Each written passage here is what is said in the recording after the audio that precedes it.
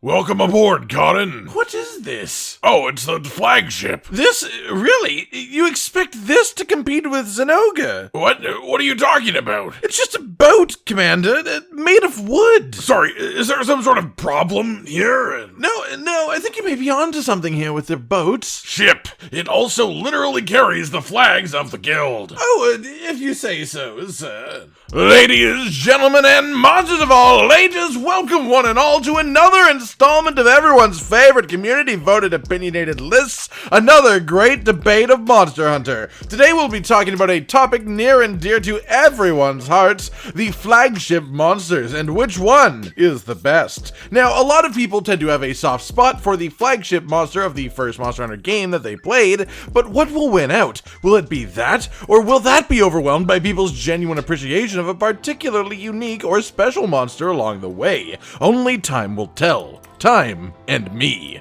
I will tell. Next week, we're taking a slight break from this series, so if you want to take part in future voting lists, keep an eye on our social media channels as well as our Discord, which is linked in the description of every video. Moving on to the star of the show then, let's begin with the list itself of the top 5 best flagship monsters in all of Monster Hunter, followed by a touch of graphical analysis on the experiment as a whole. So without further ado, let's begin with... Number 5, with 5.58% of the votes.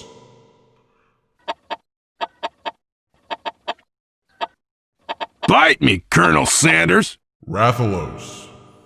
The best flagship has to be Rathalos. He's the face of the entire franchise, and for good reason. He's extremely recognizable and is the embodiment of the idea of beauty and simplicity. A simple red wyvern that breathes fire. He stands the test of time and has become a legend among the likes of Mario, Sonic, Master Chief, etc. That's a really good way of putting it, and in a way, Rathalos isn't even just really the flagship of Monster Hunter 1, he's the flagship of the series as a whole, without question. How many brand new players saw this creature on box art or in trailers, and from that point decided to play the games or the series?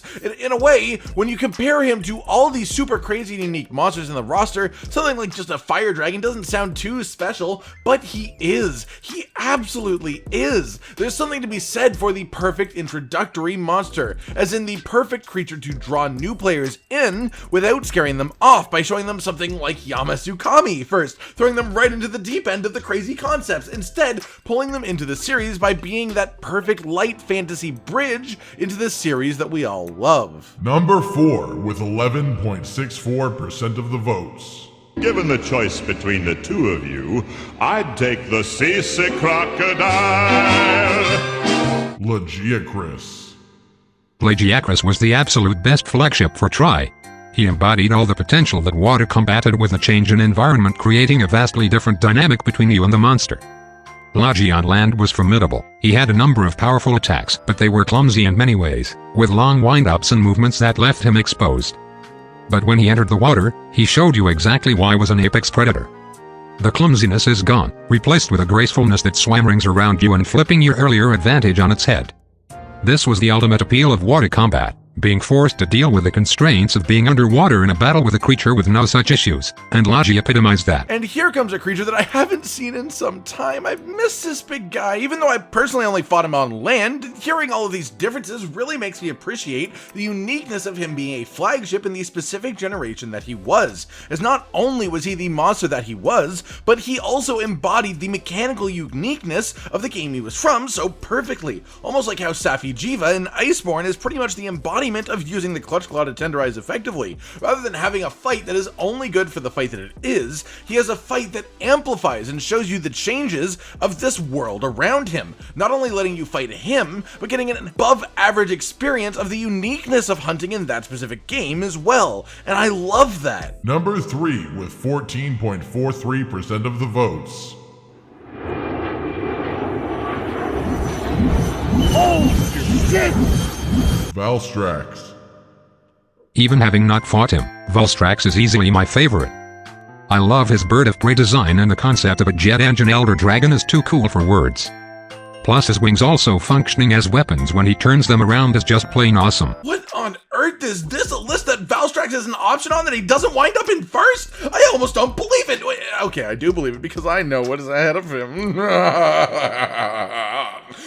Okay, so Valstrax is one of the more interesting designs in the series. Pretty much the epitome of what I was talking about being the opposite of Rathalos. After all, Valstrax is amazing, and I think that you could draw a lot of people into the series by showing them Valstrax. But I worry that some people, if they saw Valstrax as their first monster, the only thing that they've seen from the series, might be a little bit turned away, too afraid of being unable to immerse themselves in something they don't quite understand. That said, for those of us who play the hell out of the games already, who already love the series, he is perfect, and I totally understand this commenter's sentiment about loving him even though they've never fought him, as I feel the same way about Yamasukami. Sometimes you see a monster and you learn a bit about his lore, and you know that it's perfect. It doesn't matter what fight it is presented through, it is just the creature itself. The concept is perfect. And that is what Monster Hunter is all about. Number 2 with 15.28% of the votes.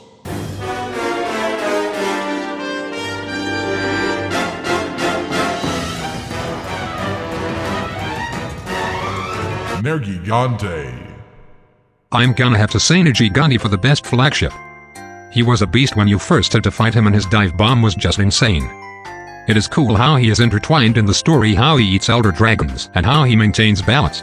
Not to mention that it is just really fun to fight a hedgehog with wings on steroids. Nergi is a really cool monster for the specific purposes of world, I think. Like how I mentioned earlier that Lagiacrus amplified the feeling of underwater combat, the point of his game, Nergi also amplifies the main feature of Monster Hunter World, learnability. One of the biggest things of this game coming into the 5th generation with all of the larger changes to the series was just the general feeling of accessibility, trying to make it easier for new players to come into the series, get to grips with the game, have fun, and then master it as they go, slowly learning and getting better. And with all the new players joining the community during this game's life cycle, it feels hard to deny that the main thing to remember from World was all of us adapting and learning. From those new players, all the way to the veterans learning to hunt again in this new World style. Nergigante represents this almost perfectly, first presenting himself as an incredible challenge, capable of dealing a ton of damage as the first non-siege Elder Dragon that you fight in the game, and with mechanics that aren't always immediately obvious. But once you learn his mechanics through repetition and practice hunting him, he, more than most other creatures, becomes far easier of a hunt. Maybe it wasn't intentional, but in a way, in this specific way, Nergigante really has been the perfect flagship monster for what Monster Hunter World has become. Number 1 with 24.2% of the votes. You merely adopted the dark. I was born in it, molded by it. Gormagala. Gormagala is actually relevant to the story, unlike other flagships that are just monsters that appear multiple times throughout the story. Also, the fight and lore of Gormagala is far more interesting and unique than every other flagship. I mean, come on, his classification is unknown. Also, whenever you think you are done with Gormagala, he comes back as an elder dragon as Shagarumagala, and although Gor and Shagarla have some things in common, they still feel like two completely different creatures. And I remain a little bit unsurprised here, as when it comes to flagships, how closely linked the monster is to the game itself becomes more of a sticking point than most other lists. And even though I've not personally played 4 or 4U myself, I have heard that I have one of the most interconnected stories of the entire series, all heavily focused around Gor and the side effects of his existence.